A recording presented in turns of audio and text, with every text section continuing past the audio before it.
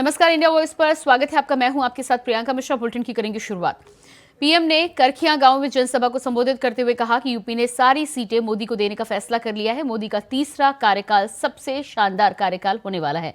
भारत का आर्थिक सामाजिक हर क्षेत्र बुलंदी पर होगा। दशक के परिवारवाद, भ्रष्टाचार और तुष्टीकरण ने यूपी को विकास में पीछे रखा। पहले की सरकारों ने यूपी को बीमारू राज्य बनाया, यहां के नौजवानों से उनका भविष्य छीना। लेकिन आज जब यूपी बदल रहा है, जब यूपी के नौजवान अपना नया भविष्य लिख रहे हैं, तब ये परिवारवादी क्या कर रहे हैं? मैं तो इनकी बातें सुनकर हैरान। कांग्रेस के युवराज परिवार ने क्या कहा? वो कह रहे हैं और काशी की धरती पर आके कह रहे हैं, काशी के नौजवान, यूपी के नौजवान नशेड़ी है। ये कैसी भाषा है भाई? मोदी को गाली देते देते तो इन्होंने 2 दशक बिता लिए, लेकिन अब ईश्वर रूपी जनता जनार्दन पर, यूपी के नौजवानों पर ही ये लोग अपनी फ्रस्ट्रेशन निकाल रहे हैं। जिनके अपने होश ठिकाने नहीं है, वो यूपी के मेरे काशी के बच्चों को नशेड़ी कह रहे हैं। अरे गौर परिवारवादियों, काशी का, यूपी का नौजवान तो विकसित यूपी बनाने में जुटा है। अपना समृद्ध भविष्य लिखने के लिए परिश्रम की पराकाष्ठा कर रहा है। इनकी बौखलाहट का एक और भी कारण है, इनको काशी और अयोध्या का नया स्वरूप बिल्कुल पसंद नहीं आ रहा। आप देखिए, अपने भाषणों में राम मंदिर को लेकर कैसी कैसी बातें करते हैं, कैसी कैसी बातों से हमले करते हैं। मैं नहीं जानता था कि कांग्रेस को प्रभु श्री राम से इतनी नफरत है। भाई और बहनों, ये अपने परिवार और अपने वोट बैंक से बाहर देख ही नहीं सकते, सोच ही नहीं सकते।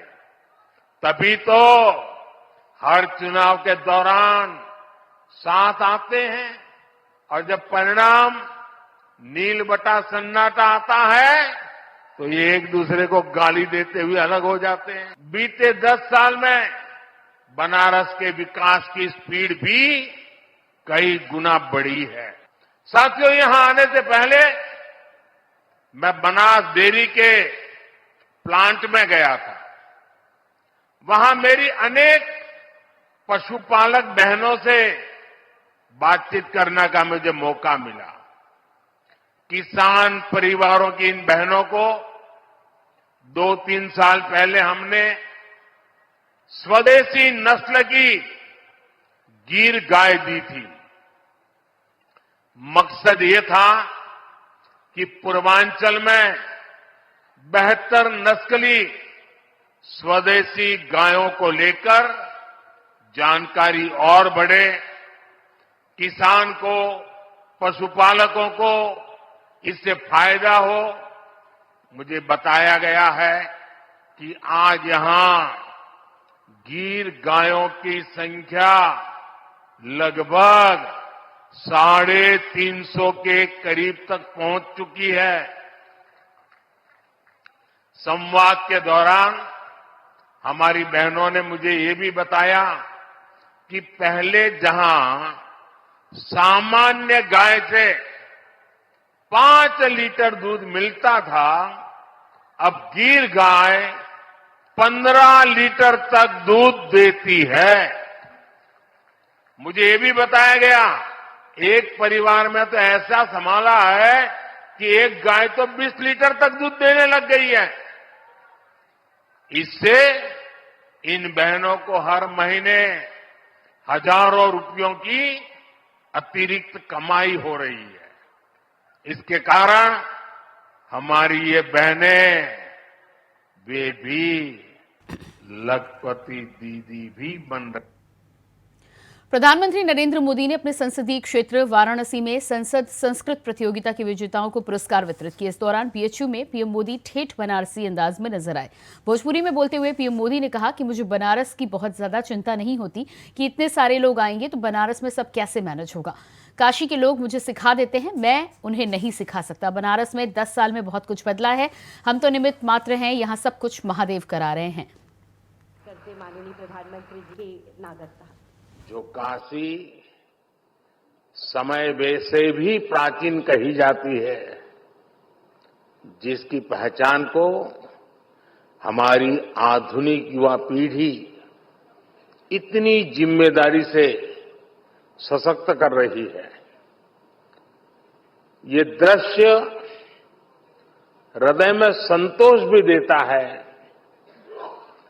गौरव की अनुभूति भी कराता है और ये विश्वास भी दिलाता है कि अमृत काल में आप सभी युवा देश को नई ऊंचाई पर ले जाएंगे। पिछले 10 वर्षों में काशी में जो विकास के कार्य हुए हैं और काशी के बारे में संपूर्ण जानकारी पर आज यहां 2 बुक भी लॉन्च की गई है। पिछले 10 वर्ष में काशी ने विकास की जो यात्रा तय की है, उसके हर पड़ाव और यहां की संस्कृति का वर्णन इन कॉफी टेबल बुक में भी किया गया। हम सब तो निमित्त मात्र है, काशी में करने वाले तो केवल महादेव और उनके गण है। जहां महादेव का कृपा हो जाला, ऊ धरती अपने ऐसे ही समृद्ध हो जाले। परमात्मा ने हर एक को हर प्रकार की शक्ति दी है। कुछ लोग उसे संवारते हैं, कुछ लोग उसे ठंडे बक्से में डाल करके पड़ी रहने देते हैं। काशी तो संवरने वाला है, ब्रिज भी बनेंगे, रोड भी बनेंगे, भवन भी बनेंगे, लेकिन मुझे तो यहाँ के जन जन को संवारना है, हर मन को संवारना है और एक सेवक बनकर के संवारना है, एक साथी बनकर संवारना है, उंगली पकड़ करके चलते चलते पहुंचना है, लक्ष्य को पाना है। इन भाषाओं का सबसे बड़ा योगदान रहा है, संस्कृत उनमें सबसे प्रमुख है।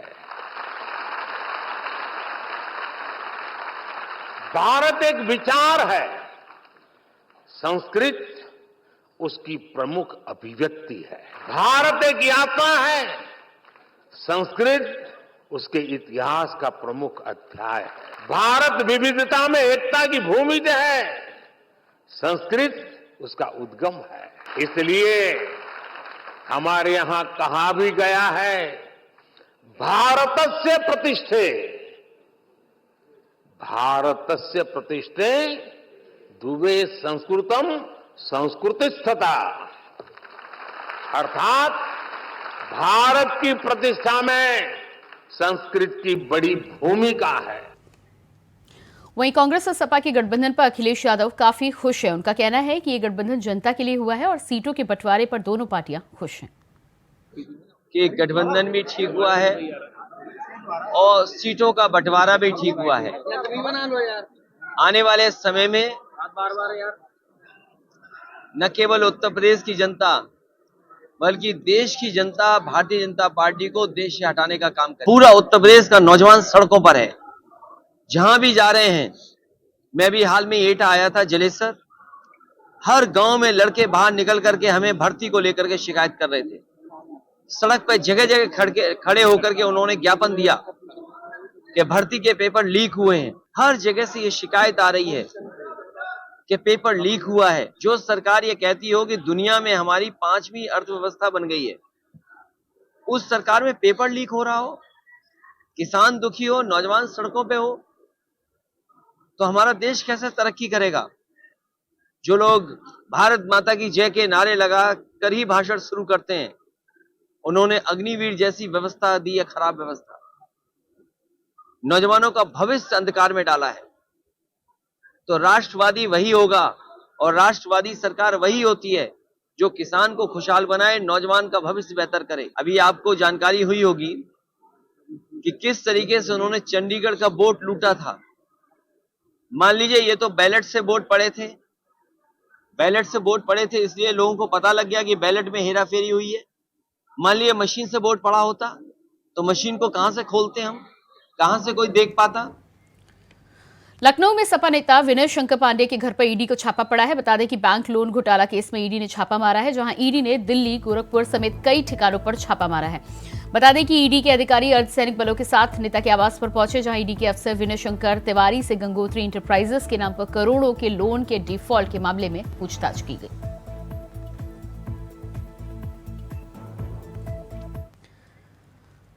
वहीं सपा कांग्रेस के गठबंधन पर बीजेपी के राष्ट्रीय प्रवक्ता और राज्यसभा सांसद सुधांशु त्रिवेदी ने निशाना साधा है। उन्होंने कहा है कि विपक्ष डरा हुआ है, इसलिए जो पहले एक दूसरे का विरोध करते थे अब एक साथ आ गए हैं। हमारे साथ मौजूद हैं भारतीय जनता पार्टी के राष्ट्रीय प्रवक्ता सुधांशु त्रिवेदी जी।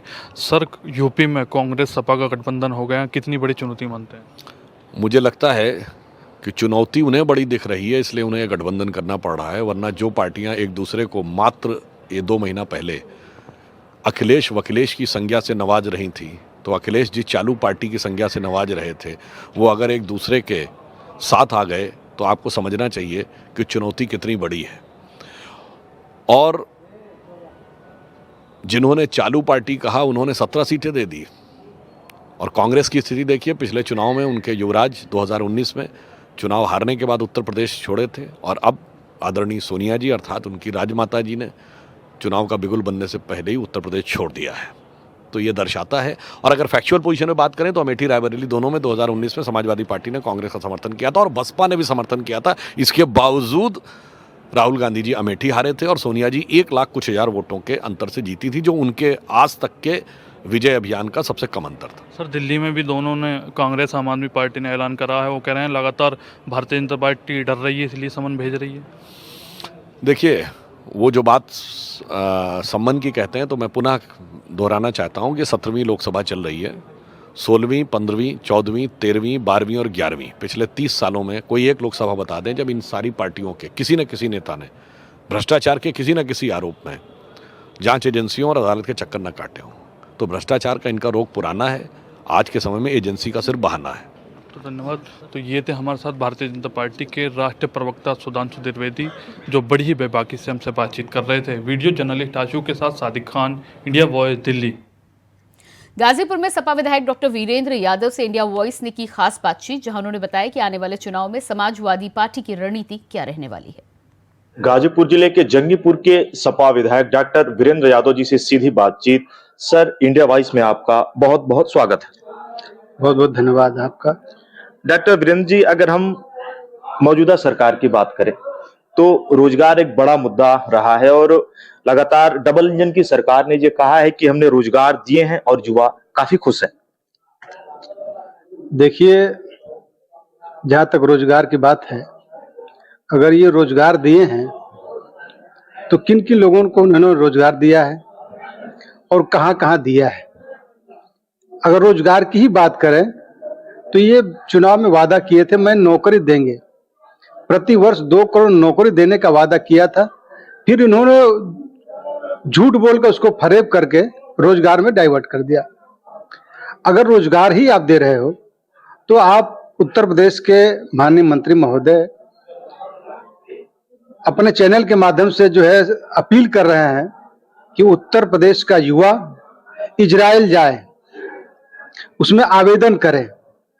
तो जब आप आवेदन करा रहे हैं और इजराइल भेज रहे हैं, तो क्या आपके कार्यकाल के 7 साल में उत्तर प्रदेश के सरकार के पास जो खजाना है वो खाली होगा युवाओं के लिए?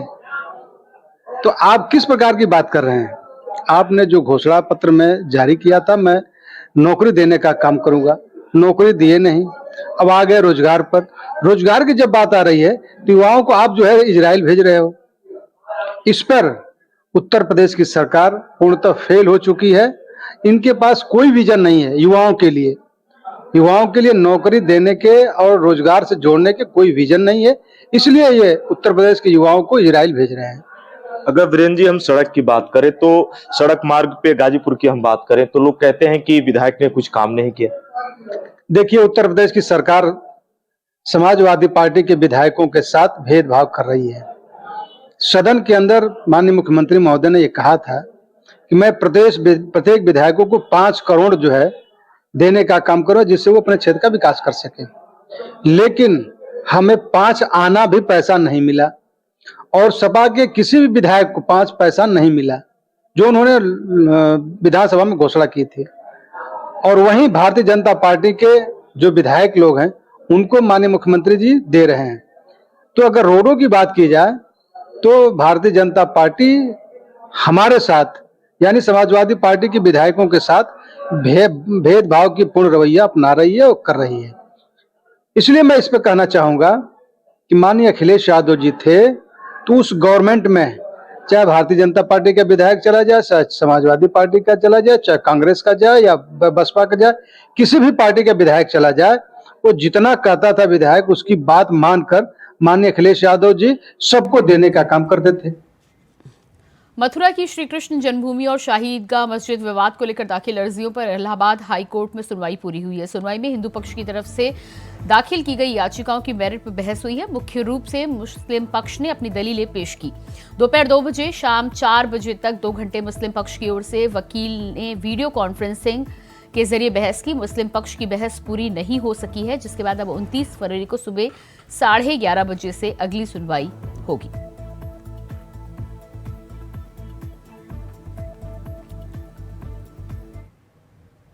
और इसी के साथ फिलहाल इस बुलेटिन में इतना ही। खबरों के लिए बने रहिए इंडिया वॉइस के साथ। नमस्कार।